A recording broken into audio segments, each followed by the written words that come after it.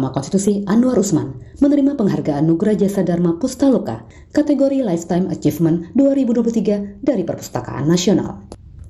Anwar dalam sambutannya mengucapkan terima kasih kepada Perpusnas dan juga kepada Wakil Ketua MK Saldi Isra yang selalu mendorong para hakim konstitusi serta pegawai untuk menulis buku, sehingga berdampak pada peringkat produktivitas Indonesia menerbitkan buku. Untuk diketahui bahwa buku yang sudah diterbitkan oleh Perpustakaan Mahkamah Konstitusi itu udah 1.172 judul buku.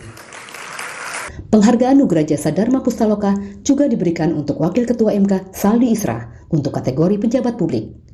Kepala Perpusnas Muhammad Syarif Bando dalam laporannya mengatakan, penghargaan Nugra Jasa Dharma Pustaloka diberikan kepada Ketua MK karena produktivitas MK menerbitkan buku, sehingga Indonesia naik ke peringkat 7 berdasarkan penilaian World Intellectual Property Organization sebagai negara yang banyak menerbitkan buku. Bahwa Indonesia saat ini menjadi negara ke-7 dalam publisher yang dirilis oleh WIPO.